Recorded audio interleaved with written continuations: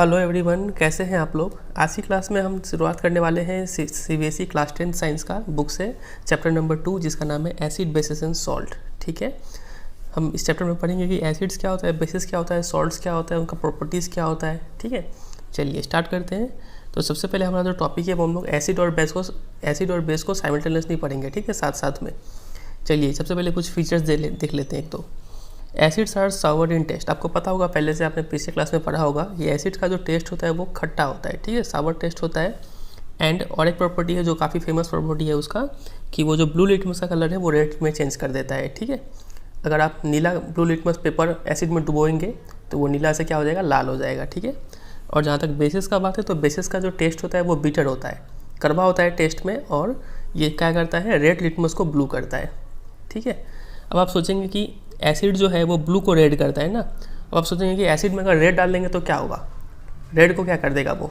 तो एसिड में अगर रेड डालेंगे तो रेड में नो चेंज होगा। ठीक है, सिमिलरली बेस जो है वो रेड को ब्लू करता है, तो अगर आप ब्लू बेस में डाल देंगे तो ब्लू का कलर कोई चेंज नहीं होगा।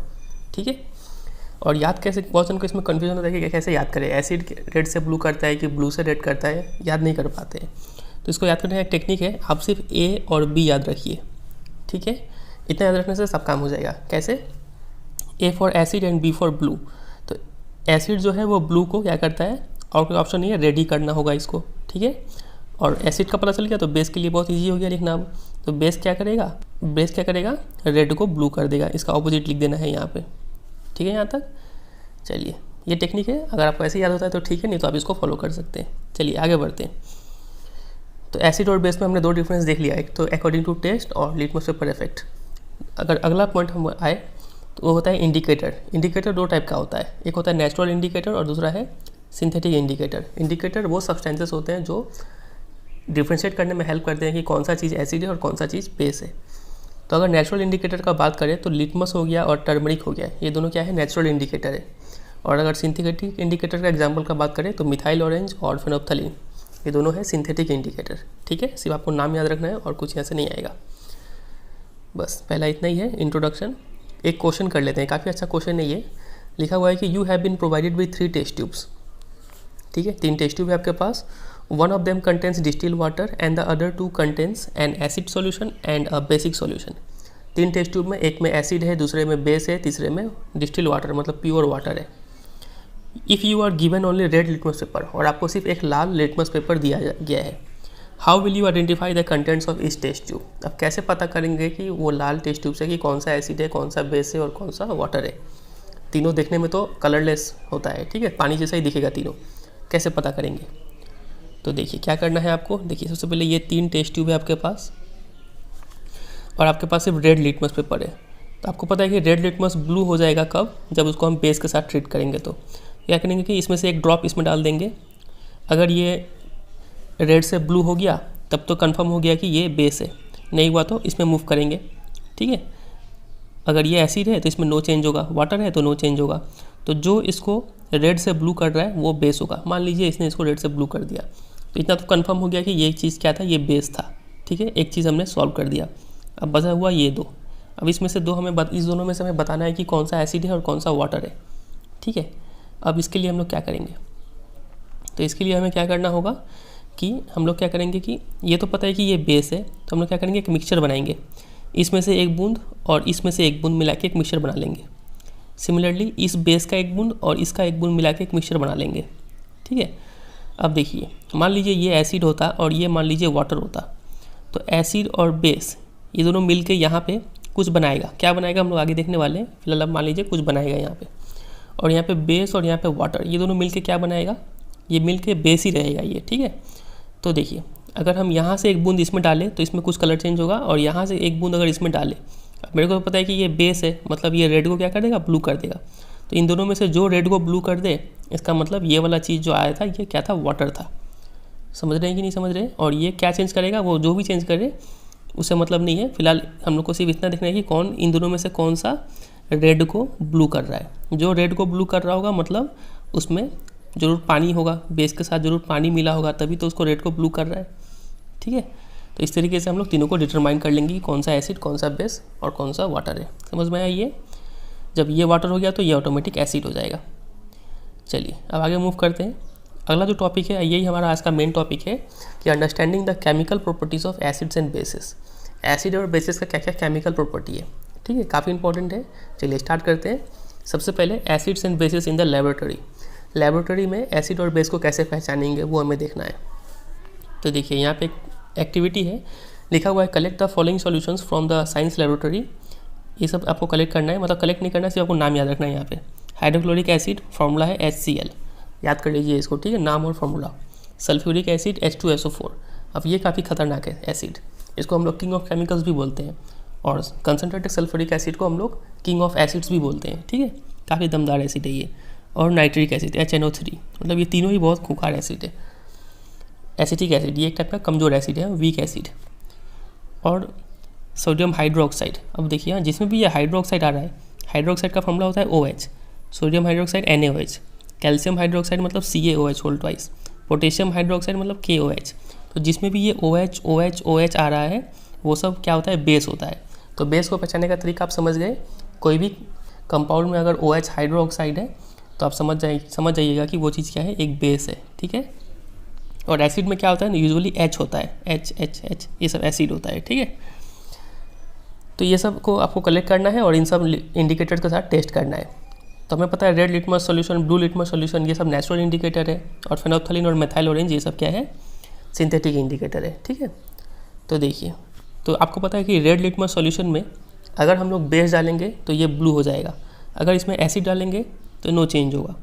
ब्लू लिटमस में एसिड डालेंगे तो ब्लू को रेड कर देगा, लेकिन अगर इसमें बेस डालेंगे तो नो चेंज होगा।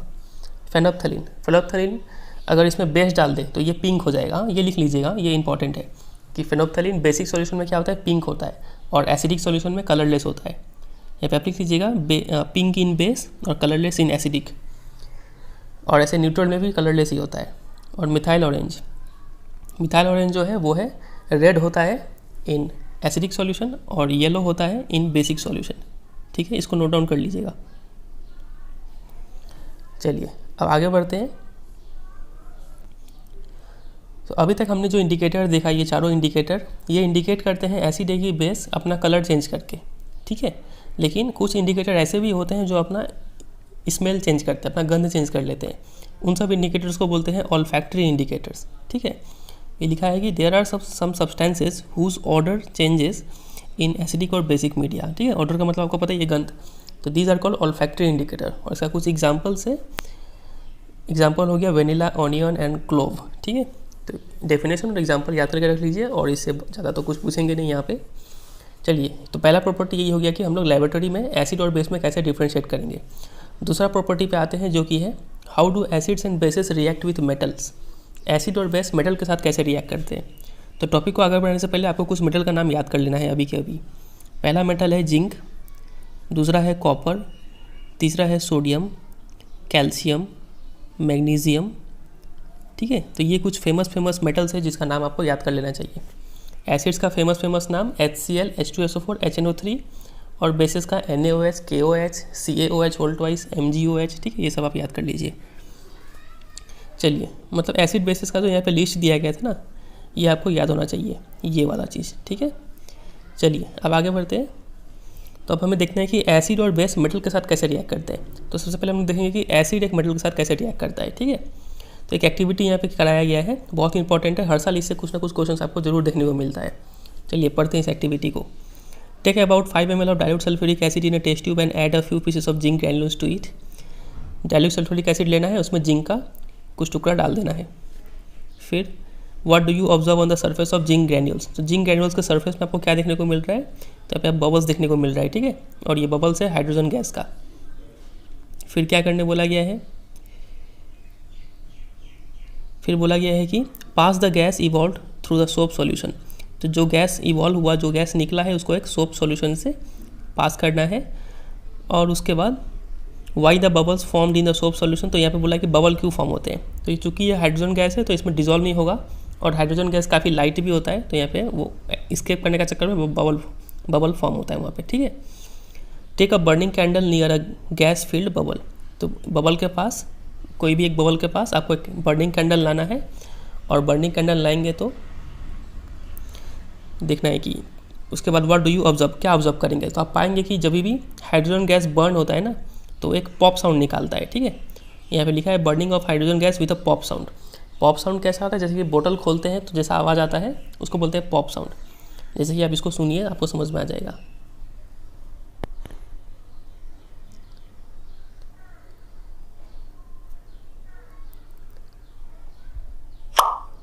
ठीक है, इसको बोलते हैं पॉप साउंड। तो इसी साउंड के साथ वो हाइड्रोजन गैस बर्न करता है। तो आज इसके ऊपर आपके एग्जाम में क्वेश्चन भी पूछते हैं कि a gas burns with pop sound, identify the gas. तो गैस होगा हाइड्रोजन गैस, ठीक है। तो repeat this activity with some more acids like HCl, HNO3। तो ये सब एसिड के साथ भी करेंगे तो हमें सेम रिजल्ट देखने को मिलेगा, हर बार ये हाइड्रोजन गैस इवॉल्व हो रहा होगा, ठीक है। तो इसका अगर इक्वेशन लिखे हम लोग तो देखिए, यहाँ पे हमने लिया था सल्फ्यूरिक एसिड, तो ये रहा सल्फ्यूरिक एसिड का फॉर्मूला, किंग ऑफ केमिकल्स। फिर हमने लिया था जिंक का टुकड़ा, तो ये रहा जिंक। तो जिंक जो है वो क्या करेगा, हाइड्रोजन को यहाँ से डिस्प्लेस कर देगा। तो हाइड्रोजन हट गया तो वहाँ पे आ गया जिंक सल्फेट और हाइड्रोजन गैस इवॉल्व हो गया, ठीक है। तो चूंकि यहाँ पे डिस्प्लेस कर रहा है तो ये एक टाइप का डिस्प्लेसमेंट रिएक्शन है, ठीक है। तो इक्वेशन डायग्राम भी आपको याद होना चाहिए, एग्जाम में एक्सप्लेन करने के लिए बोल देंगे, तो इसको आप याद कीजिएगा यहाँ पे, ठीक है। और ये रहा word equation, acid plus metal, salt plus hydrogen gas, ठीक है। तो ये तो हमने देख लिया कि एसिड जो है वो कोई भी मेटल के साथ कैसे रिएक्ट करता है। अब देखेंगे कि बेस कैसे रिएक्ट करता है मेटल के साथ, ठीक है। तो बेस कैसे पहचानेंगे, OH को देख के। तो ये रहा एक बेस है और ये रहा एक मेटल। अब यहाँ पे देखिए, ये तो बेस है। एसिड जब मेटल के साथ रिएक्ट करता है तो सॉल्ट तो देता ही है, प्लस कोई भी एक प्लस हाइड्रोजन गैस देता है, ठीक है। तो बेस सोचा कि हम क्यों पीछे हटे, हम क्या एसिड से कम है। तो ये भी मेटल के साथ जब रिएक्ट करता है तो हाइड्रोजन गैस तो निकालता ही है ज़बरदस्ती का, लेकिन हाइड्रोजन गैस निकालने का चक्कर में एक बहुत ही बेकार सा एक सॉल्ट बना देता है, जो कि सॉल्ट है सोडियम जिंकेट, और इसका फॉर्मूला आपको याद करना पड़ेगा, ठीक है। तो ये जो रिएक्शन है इसके ऊपर क्वेश्चन CBSE 2018 में आया हुआ था, ठीक है। आपसे पूछा गया था कि ये इक्वेशन को लिख के दिखाइए, तो आप 2 मार्क्स का आया था, तो काफ़ी इंपॉर्टेंट है, इसको भी आप याद कर लीजिएगा, ठीक है। तो बेस प्लस मेटल, ये रहा सॉल्ट, सोडियम जिंकेट और हाइड्रोजन गैस। तो बेस भी सिमिलर पैटर्न पे बिहेव करता है विद द एसिड, ठीक है। एसिड और बेस सिमिलरली बिहेव करता है विद द मेटल्स। चलिए आते हैं तीसरे पे, हम लोग शिफ्ट करते हैं कि how do metal carbonates and metal hydrogen carbonates react with acid. अब इसका टाइटल से हमें बहुत चीज़ समझना होगा। मेटल, बहुत सारा मेटल है, उसका नाम आपको याद हो गया होगा, कार्बोनेट्स। कार्बोनेट जैसे कि आपने याद कर रखा है कि सल्फेट का SO4 होता है, वैसे ही कार्बोनेट का भी आपको याद होना चाहिए, कार्बोनेट का होता है CO3, ठीक है। तो अगर कहीं कार्बोनेट लिखा हुआ है तो CO3 होगा, और अगर कहीं हाइड्रोजन कार्बोनेट लिखा हुआ है तो उसका मतलब वहाँ पे HCO3 होगा, ठीक है। और मेटल, कोई भी मेटल लगा लीजिए, मान लीजिए सोडियम लगाते हैं यहाँ पे, तो Na हो गया Na2CO3, और यहाँ पे अगर Na लगाएंगे तो NaHCO3, सोडियम हाइड्रोजन कार्बोनेट या फिर सोडियम बाई कार्बोनेट भी बोलते हैं इसको, ठीक है। हाइड्रोजन कार्बोनेट को बाई कार्बोनेट भी बोलते हैं, और यहाँ पे हो गया सोडियम कार्बोनेट। तो अब हमें देखना है कि ये कार्बोनेट सब एसिड के साथ रिएक्शन करके क्या निकालता है, ठीक है। तो एक बात याद रखिएगा, कार्बोनेट के साथ जो भी रिएक्शन होगा एसिड का, तो कार्बोनेट है तो एक प्रोडक्ट कभी ना कभी कार्बन डाइऑक्साइड गैस जरूर निकलेगा, ठीक है। चलिए एक्टिविटी पढ़ते हैं, काफ़ी इंपॉर्टेंट है ये भी। बोला गया कि टेक 2 टेस्ट ट्यूब्स, लेवल दैम A and B, ठीक है। Take about 0.5 gram of sodium carbonate in test tube A and 0.5 gram of sodium hydrogen carbonate in test tube B। Sodium carbonate आपको लेना है तो सोडियम Na और carbonate CO3, तो Na2CO3। Sodium hydrogen carbonate मतलब NaHCO3, test tube A और B में ले लेना है रेस्पेक्टिवली। फिर 2 ml डाइल्यूट HCl दोनों में डालना है, ठीक है। क्या ऑब्जर्व करते हैं वो बताइए, और उसके बाद वो गैस को पास करना है through lime water. Lime water क्या होता है, calcium hydroxide solution, CaOH whole twice. ये सब आपको याद होना चाहिए अब, ठीक है। इसको हम लोग चैप्टर 1 में अच्छे से डिस्कस किए थे। और रिकॉर्ड योर ऑब्जर्वेशन। तो देखिए रिएक्शन कैसे होगा,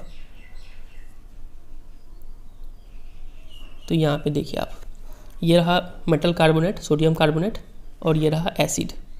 तो हम पहले ही आपको बता चुके हैं, जब भी कार्बोनेट होता है तो एक प्रोडक्ट कार्बन डाइऑक्साइड गैस जरूर मिलेगा, ठीक है, और प्लस वाटर मिलेगा, और प्लस एक सॉल्ट मिलेगा, NaCl कॉमन सॉल्ट है, सोडियम क्लोराइड। वैसे अगर मेटल बाई कार्बोनेट भी अगर लेते हैं HCl के साथ, तो कार्बोनेट है यहाँ पे, तो carbon dioxide gas plus water same to same मिल रहा है, और सॉल्ट भी सेम टू सेम मिल रहा है, बस डिफरेंस क्या है कि यहाँ पे 2 लगा हुआ है बैलेंसिंग में, यहाँ पे ऑलरेडी बैलेंस्ड है। तो ये इक्वेशंस आपको याद होना चाहिए कि कार्बोनेट और बाइकार्बोनेट के साथ कैसे रिएक्शन होता है।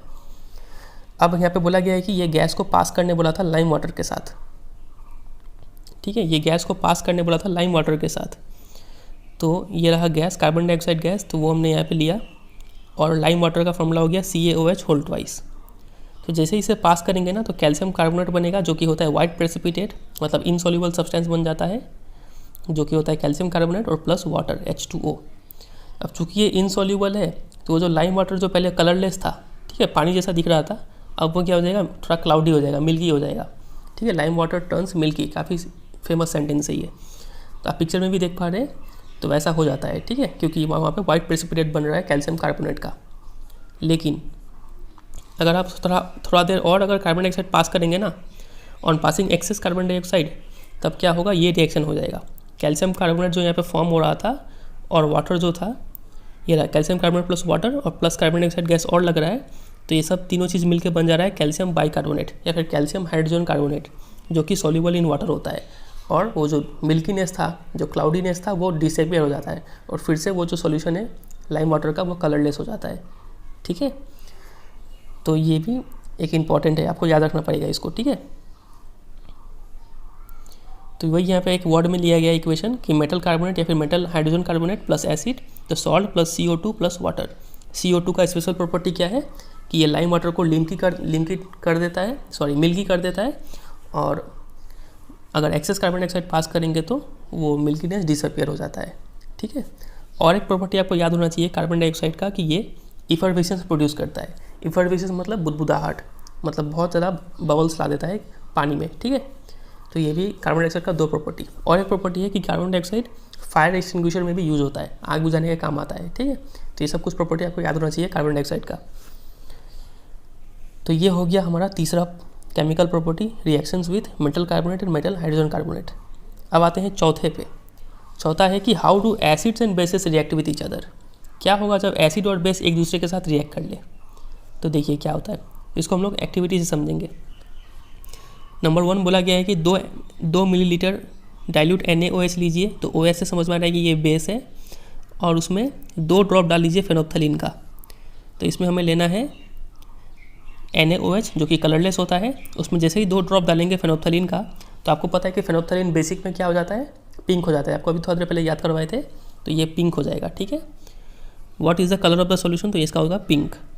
फिर उसमें drop by drop HCl solution आपको ऐड करना है, एसिड डालना है। फिर इसमें तो जैसे ही एसिड आप डालते जाएंगे तो थोड़ा देर बाद क्या होगा कि ये वापस पिंक से क्या हो जाएगा, कलरलेस हो जाएगा, ठीक है। कलरलेस हो गया मतलब एसिड और बेस एक दूसरे का ताकत खत्म कर दिए, मतलब एक दूसरे को न्यूट्रलाइज कर दिए, ठीक है।